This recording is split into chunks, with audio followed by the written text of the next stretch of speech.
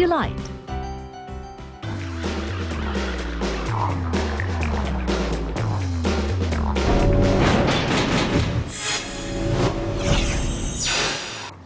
Maligayang Lunes po mga kapuso. Ito na po mula sa Pag-asa ang ating hirit panahon. Namamataan po sa 500 kilometers east po ng Mindanao ang isang LPA or medyo nagdulot po ito ng masamang panahon, low pressure area. At yung area din po ng Mindanao at Visayas mga kapuso ay namamataan din po ng tinatawag nating Intertropical Convergence Zone. Ito naman po yung hangin mula sa northern at southern na hemisphere na nagsasalubong po sa equator na nagdudulot din po ng ulap at ulan. Kaya ang Mindanao at Visayas, kayo diyan, ilabas nyo na po inyong mga payong dahil magiging maulap na may kalat-kalat na ulan, pagkidlat at pagkulog po ang inyong area. Ang Metro Manila naman po at malalabayang bahagi ng bansa, bahagya hanggang sa maulap na kalangitan na may pulong-pulong pag-ulan, pagkidlat at pagkulog, lalo na po sa hapon o gabi. Ang ating pong sunrise, nakaangat na po ang ating hari-araw, 5:30 a.m. Sunset po mamayang 6:29 p.m. Narito naman po ang mga temperature and weather conditions sa iba pang bahagi ng Pilipinas. Tandaan niyo po mga kapuso, sa kahit ano pa bang hamon ng panahon, manatiling alerto at mahinahon.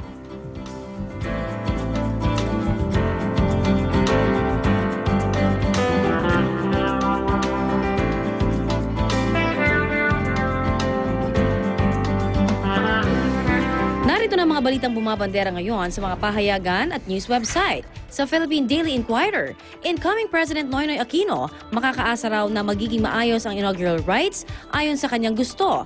At pagbibigay diin pa ni Deputy Presidential Spokesperson Gary Olivar, magiging maganda ang pagsasabay ni Aquino at Pangulong Gloria Macapagal Arroyo sa ceremonial limousine ride. Wala raw aasahan si Aquino na anumang unsolicited advice mula sa outgoing president.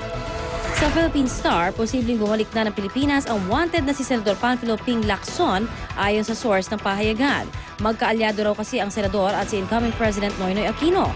Katunayan, may grupo raw sa kampo ni Aquino ang nag-aasikaso para sa pagbabalik kay Lacson. Nasa Malaysia raw ngayon ang senador. Noong Enero umalis ng bansa si Lacson para umano'y takasan ang panggigipit ng Arroyo administration sa kanya kaugnay ng Dacer Corbito double murder case. Sa Malaya, may hawak na mga kopya ng sex education modules ng Department of Education ang mga taga-CBCP o Catholic Bishops Conference of the Philippines. Pinag-aaralan na umano ito ayon kay Archbishop Oscar Cruz. Umaasa naman si DepEd Secretary Mona Balisno na malilinawan ang CBCP ukol sa intensyon ng ahensya at aaprubahan ang mga sex education modules. At yan ang banner stories ngayong araw ng Lunes. Hi, good morning. Good morning. Good morning. Wow, Lunes lang po mga kapuso. Gising na, kaya may pasok-pasok po tayo ngayong umaga. Kung ayaw niyo matraffic, ako bilisan na po ang pagkilos at huwag nang makipagsiksikan pa dalang oras ngayon ay, Arn? 5:46 na po ng umaga. Okay, wala pa muta si Arn. Nababasa pa niya yung monitor. Siyempre. Kaya tingnan natin kung nagsimula na ba ang rush hour. Medyo malawag pa ang daloy ng trapiko. Nakapwesto pa rin sa Quezon Memorial Circle ang ating Reyna ng Kasada, Love and Bear. Hi, love. Good morning. Hi, love. Traffic na ba?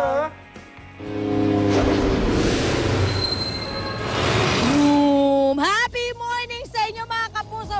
Hirit trapiko tayo. Yes, sinabayan tayo ng napakagandang music background pero natakot silang pinawi nila. Kasi ito na nga po ang hirit trapiko natin mga kapuso. Nahin na po muna natin. A. Bonifacio or Quezon City Circle. Meron ba tayo sa labas?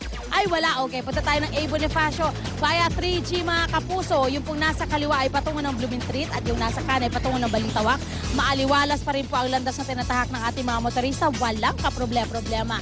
Sa EDSA Kamuning flyover naman ang ating isunod. Ayan, ayun din po namamayagpag ang karir ng ating mga motorista dyan. Sa ganda po ng daloy ng trapiko. Pero pagkababa po ng flyover sa kanang bahaging lane, ayan na, medyo nagiging mabigat na po ang daloy ng trapiko. Lalo na po yung mga papailalim dyan sa may Aurora Underpass. Maski po yung road natin, yung service road natin para sa ating mga pampublikong sasakyan ay medyo nahihirapan na.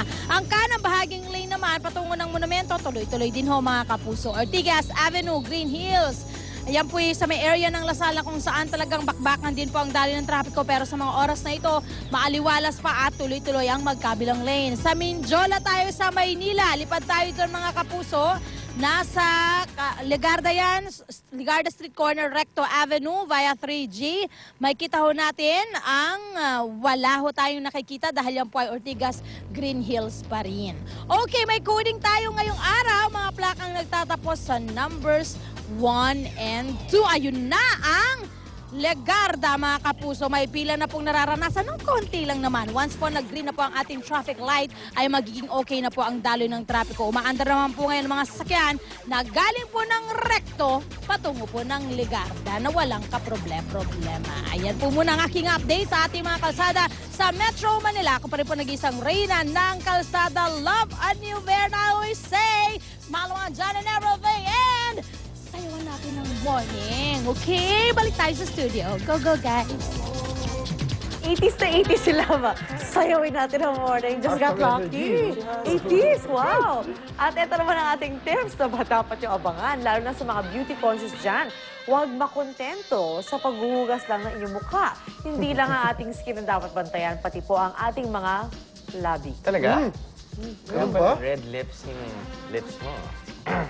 Well, Gusto niyo bang magkaroon ng kissable lips katulad ni Lynn? wow! Tulad sa iyo, Socha. Huwag na si Art. Wala Walang pala lips sa yan eh. labi. Wala. Meron naman, oh. Wala. Ganda-ganda ng lips ko, yun. Wala pula. Kissable lips ba ang hangad mo? Tag-init man o taglamig, prone ang ating mga labi sa dryness. Kaya dapat pangalagaan ang mga ito.